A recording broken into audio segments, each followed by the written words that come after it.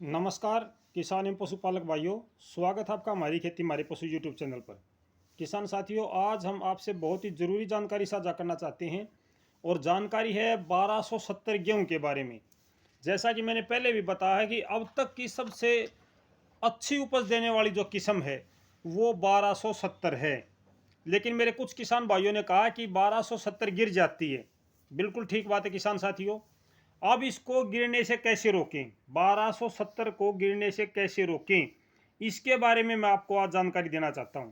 जैसा कि कृषि विश्वविद्यालय हिसार ने भी बताया है कि भाई 1270 जो गेहूं की वैरायटी है वो नहीं गिरती है। सबसे पहले मैं बताना चाहूँ इसकी बिजाई कब होती है।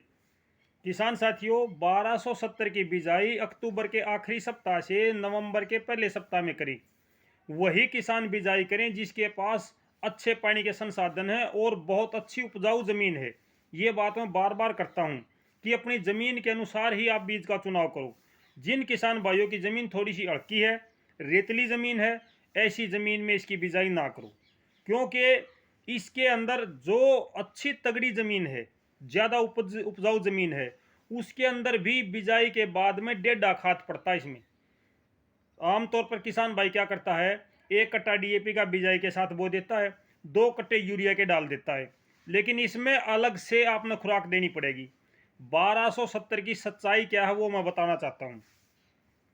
1270 बीज बहुत अच्छी उपजाऊ जमीन में, अच्छे पानी के संसाधन में और साथ में अलग प्रकार से क्रियाएं करनी पड़ेंगी।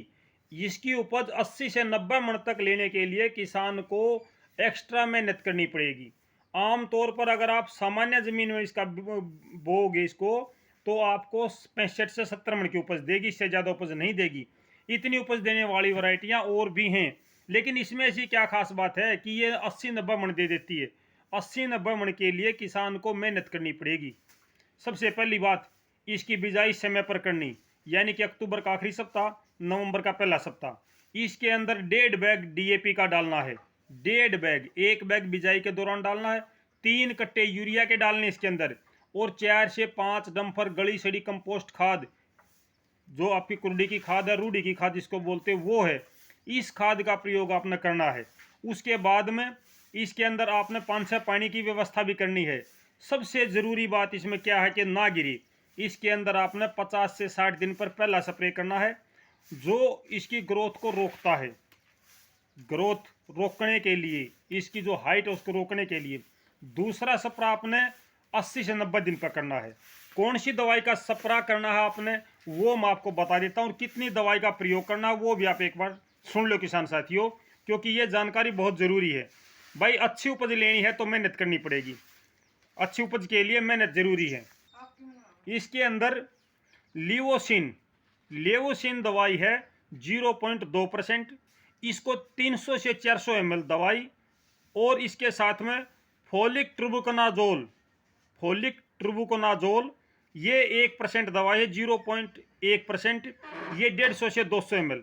ये 2 दवाइयाँ हैं जो इसकी ग्रोथ को रोक देंगी। पहली दवाई आपने 50 से 60 दिन के बीच में मारनी है, दूसरी दवाई 80 से 90 दिन के बीच में मारनी है। इसके बाद में ये फसल नहीं गिरेगी, ये बात मैं आपको बताता हूँ। ये फसल नहीं गिरेगी उसके बाद में, और आपकी उपज भी 80 से 90 मन के बीच में हो जाएगी। लेकिन किसान साथियों, अगर भाई इसके अंदर ये चीज़ नहीं डालते हैं तो इसकी हाइट ज़्यादा हो जाती है। ये 2 स्प्रे मारने से जो इसकी हाइट है वो 100 सेंटीमीटर के आसपास रहती है। अगर आपने इसका स्प्रे नहीं करा इस दवाइयों का, तो इसकी जो हाइट है वो ज़्यादा चली जाती है। हाइट ज़्यादा जाने से फिर ये गिर जाती है और हमारे उपज नहीं मिल पाती अच्छी, जो मिलनी चाहिए। अगर इन 2 दवाइयों का प्रयोग करोगे किसान साथियों, तो आपको पूरी उपज भी मिलेगी और इसकी हाइट पर भी कंट्रोल हो जाएगा।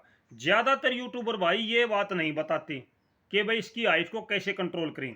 जो मेरे पास कमेंट आए किसान भाइयों के, मैं उनके अनुरूप आपको जानकारी दे रहा हूं कि भाई 1270 के लिए अच्छी पैदावार कैसे लें, 1270 से अच्छी पैदावार किस प्रकार से लें, ये जानकारी साझा करना मेरा उद्देश्य था।